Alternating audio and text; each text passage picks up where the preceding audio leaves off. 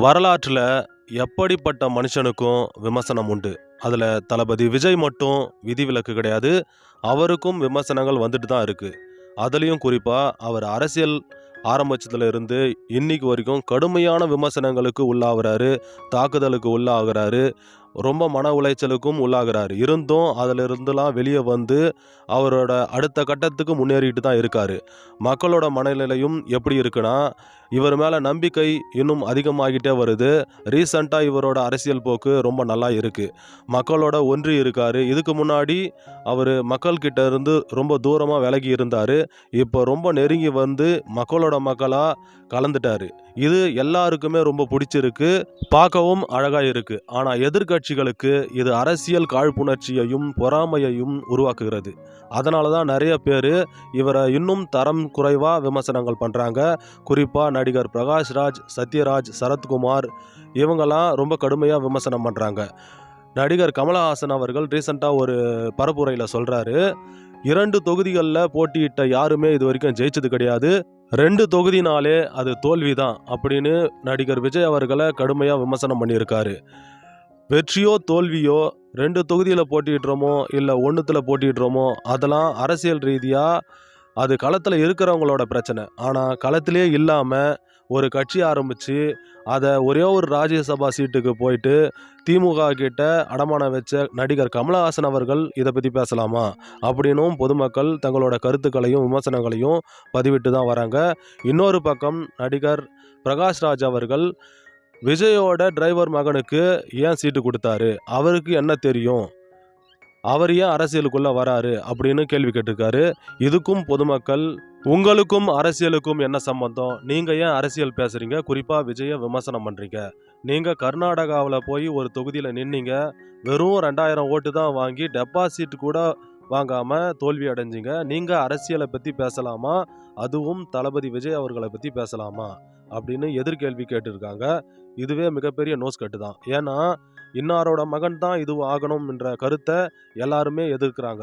ஏன்னா எல்லாருமே எல்லா தொழிலையும் சாதிக்க முடியும், எல்லாமே எல்லாருக்கும் சொந்தமானது, இது அவங்களுக்கு தான் அது இவங்களுக்கு தான் அப்படின்னு இங்கே எதுவும் எழுதப்படவில்லை.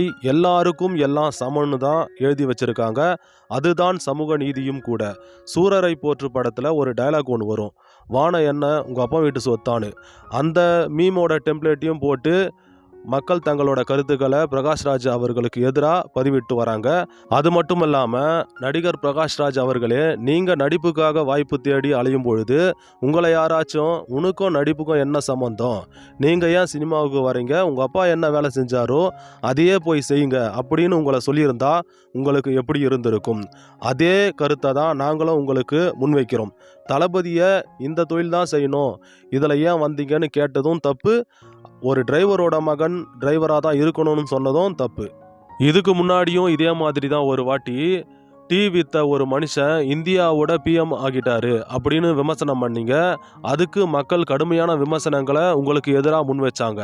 அப்படி இருந்தும் நீங்கள் ஒரு டிரைவரோட மகன் டிரைவராக தான் இருக்கணும், அவருக்கும் அரசியலுக்கும் என்ன சம்பந்தம்னு கேள்வி கேட்டிருக்கீங்க. இது முற்றிலும் தவறான விஷயம். இதை மக்கள் வன்மையாக கண்டிக்கிறாங்க. அடுத்ததா சின்னம்மா சசிகலா அவர்கள் தளபதி விஜய்க்கு ஆதரவாக ஒரு குரல் கொடுத்துருக்காங்க. அதில் அவங்க என்ன சொல்கிறாங்கன்னா, புதுசாக யாராச்சும் அரசியலுக்கு வந்தால் அவங்கள மக்கள் ஆரத்தி எடுத்து வரவேற்கணும், அதைத்தான் மக்களும் செய்கிறாங்க. ஆனால் குறுக்க புகுந்து நீங்கள் ஏன் தரம் குறைந்த விமர்சனங்கள் மற்றும் வன்மத்தை கக்குறீங்க, குறிப்பாக ஏடிஎம்கே டிஎம்கே விஜயை ஏன் இவ்வளவு தாக்குதலுக்கு உள்ளாக்குறீங்கன்னு கேள்வி எழுப்பியிருக்காங்க. இது உண்மையிலேயே நல்ல விஷயம்தான்.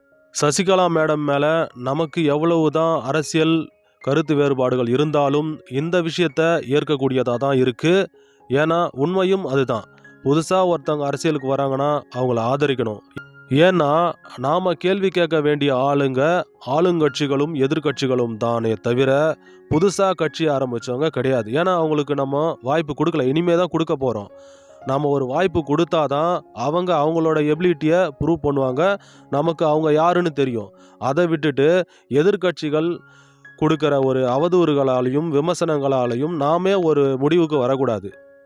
நாம் தீர ஆராய்ஞ்சு புதுசாக வரவங்களுக்கு ஒரு வாய்ப்பு கொடுத்தா தானே அவங்களோட எண்ணங்கள் வெளிப்படும், செயல்கள் வெளிப்படும். அடுத்ததாக சத்யராஜ் அவர்களும் தளபதி விஜய் அவர்களை கடுமையாக விமர்சனம் பண்ணிட்டு தான் இருக்காரு. ஆனால் அவரை எதிர்க்கும் விதமாக அவர் வீட்லேயே ஒரு தளபதி ரசிகர் இருக்காரு. அவர் தான் சிபிராஜ் அவர்கள். அதனால் சத்யராஜை நம்ம ஓரம் வைப்போம். நம்ம இறுதியாக பார்க்க போகிற விமர்சகர் யாருன்னா பாஜக முன்னாள் தலைவர் அண்ணாமலை அவர்கள். எனக்கு பாஜகவிலேயே ரொம்ப பிடிச்ச தலைவர் அண்ணாமலை தான்.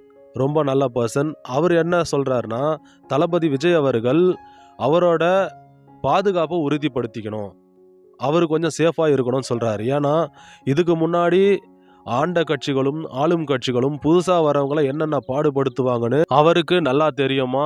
ஏன்னா அவர் அனுபவிச்சிருக்காராம். அவ்வளவு கஷ்டங்களும் மன உளைச்சல்களும் பாஜக தலைவர் அண்ணாமலை அவர்களுக்கு இந்த கட்சிகள் கொடுத்துருக்கு. அதனால் விஜய் அவர்கள் கொஞ்சம் சேஃபாக இருக்கணும், பொதுமக்களும் அவருக்கு தொடர்ச்சியாக ஆதரவு கொடுக்கணும்னு அவரோட கருத்தை டீசெண்டாக வெளிப்படுத்தியிருக்காரு.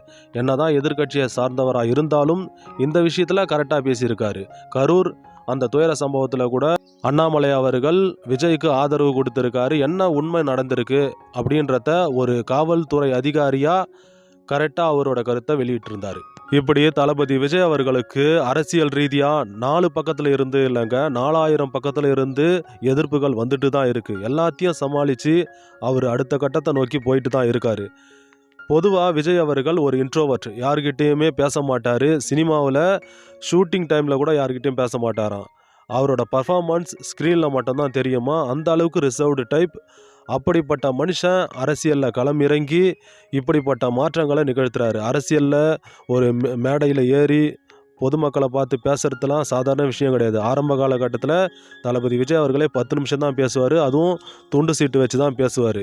ஆனால் இன்றைக்கி எந்த துண்டு சீட்டும் கிடையாது, பொதுமக்களை எல்லா இடத்துலையும் போய் சந்திக்கிறாரு. இது உண்மையிலேயே மிகப்பெரிய ஒரு மனநிலை மாற்றம் தான். இந்த மனநிலை மாற்றம் தமிழக அரசியல் வரலாற்றில் மிகப்பெரிய ஒரு மாற்றத்தை உருவாக்கும்னு மக்கள் நம்புகிறாங்க. இது உண்மையிலேயே நல்ல விஷயந்தான். இன்றைக்கி நிறைய மீடியாக்காரங்களாக இருக்கட்டும், சோஷியல் மீடியாக்காரங்களாக இருக்கட்டும், அரசியல் தலைவர்கள், நடிகர்கள், செலிபிரிட்டிஸ் எல்லாருமே சரி நடுநிலையாக இருக்கணும்னு தான் ஆசைப்பட்டாங்க. ஆனால் தளபதி விஜய் அவர்களோட ரீசண்டான ஆக்டிவிட்டியை பார்த்து தளபதி பக்கம் இறங்கிட்டாங்க, ஒரு பக்கம் சாஞ்சிட்டாங்க. இது ஆச்சரியமான விஷயந்தான். நடுநிலையாக பேசணும், எந்த பக்கமும் சாயக்கூடாதுன்னு தான் எல்லா ஊடகமும் நினைக்கும். ஆனால் அதெல்லாம் மாற்றி அமைச்சவர் தளபதி விஜய் அவர்கள். இந்த மாற்றம் மக்களுக்கு பிடிச்சிருக்கு. அதனால தான் அவரை தொடர்ச்சியாக ஏற்றுக்கிறாங்க, அவருக்கு ஆதரவும் கொடுக்குறாங்க. இனி வரும் 2026 சட்டமன்ற தேர்தல் தான் இவரோட உழைப்புக்கு ஒரு அங்கீகாரத்தை கொடுக்கும்னு மக்கள் நம்புகிறாங்க. தமிழக அரசியல் வரலாற்றில் ரொம்ப நாளுக்கு அப்புறம் ஒரு 4 முனை போட்டி நிகழுது. அதாவது திமுக, அதிமுக, தாவேக, நாம் தமிழர் கட்சி. இந்த 4 பேருக்குள்ளே தான் போட்டியே அப்படின்னும் போது மக்களுக்கு இதுவரை 2 ஆப்ஷன் தான் இருந்துச்சு. ஒன்று அதிமுக, இன்னொன்று திமுக. அதுக்கப்புறம் 3வது ஆப்ஷன் லைட்டாக வந்து போச்சு, நாம் தமிழர் கட்சி. இன்றைக்கி 4 ஆப்ஷன் மக்களுக்கு இருக்குது. இதில் மக்கள் பொறுமையாக அவசரப்படாமல் நிதானமாக யாரை வேணாலும் சூஸ் பண்ணலாம், அது அவங்களோட உரிமை. 1000 பேர் இங்கே போட்டியிட்டாலும் மக்கள் யாரை தேர்ந்தெடுக்கிறாங்களோ அவங்க தான் மக்கள் பிரதிநிதி ஆக முடியும். மக்கள் தீர்ப்பே மகேசன் தீர்ப்புன்ற மாதிரி இன்னும் 2 நாளில் மக்கள் அவங்களோட தீர்ப்பை சொல்ல போகிறாங்க. அதை நம்ம பொறுத்திருந்து பார்க்கலாம். தளபதி எவ்வளவு வாக்குகள் வாங்குவார், எத்தனை இடங்களை கைப்பற்றுவார், எப்படிப்பட்ட பதவிகளை அவர் அடைவார், மற்றும் இதர கட்சிகள் என்னென்ன பண்ணும், எந்த கட்சி ஆட்சி அமைக்கும், எந்த கட்சி எதிர்கட்சி ஆகும், எந்த கட்சிகள் எவ்வளவு சதவீத வாக்குகளை பெறும் என்றது இந்த தேர்தல் தான் முடிவு பண்ணும். இது உண்மையிலேயே ஒரு புதிய புரட்சிக்கான ஒரு தேர்தல் தான், மாற்றத்திற்கான ஒரு தேர்தல் தான். ஏன்னா ரொம்ப நாளுக்கு அப்புறம் ஒரு சினிமா பின்புலம் கொண்ட ஒரு உச்ச நடிகர் அரசியலுக்கு வந்திருக்காரு. இதுக்கு முன்னாடி கலைஞர் அவர்கள், எம்ஜிஆர், ஜெயலலிதா, அதுக்கப்புறம் கேப்டன் விஜயகாந்த் போன்ற திரை பிரபலங்கள் அரசியலுக்கு வந்தாங்க. அவங்களுக்கான அங்கீகாரத்தை அவங்க அடைஞ்சாங்க. கேப்டன் விஜயகாந்த் அவர்கள் கூட எதிர்கட்சி தலைவராக ஒரு நல்ல பதவியில் இருந்தார். இன்றைக்கும் அவரோட கட்சி இருக்குது. அதே வகையில் தளபதி விஜய் அவர்கள் வந்திருக்காரு. இவரையும் மக்கள் வெறுங்கையோடு அனுப்ப மாட்டாங்க, அவருக்கான அங்கீகாரத்தையும் மக்கள் கொடுப்பாங்க. இது 100% உண்மை, வெற்றி நிச்சயம், இது வேத சத்தியம் என்ற மாதிரி இது எழுதப்பட்ட உண்மை. விஜய் மாதிரி ஒரு மாபெரும் சக்தியாலேயே தமிழக அரசியலில் ஒரு மாற்றத்தை உருவாக்க முடியாது, இல்லை தமிழக சிஎம் ஆக முடியாதுன்னா வேற யாரால முடியும்? இந்த வீடியோவை பதிவு பண்ணுறேன்னா ஒரு தல ரசிகன்னு உங்கள் எல்லாருக்குமே தெரியும். நான் ஆல்ரெடி நிறைய பதிவுகளில் சொல்லியிருக்கேன். இருந்தாலும் அரசியலுக்கு புதுசாக யார் வந்தாலும் அவங்கள நான் ஆதரிப்பேன், வரவேற்பேன். அந்த விதத்தில் தளபதியை வரவேற்கிறதுல எனக்கு ரொம்ப சந்தோஷம்தான். அதுலேயும் குறிப்பாக ரீசண்டாக அவரோட அரசியல் போக்கு ரொம்ப அழகாக இருக்குது. வருகின்ற 2026 சட்டமன்ற தேர்தலில் தளபதி விஜய் அவர்கள் மாபெரும் வெற்றி அடைய நான் மனதார வாழ்த்துகிறேன். நன்றி.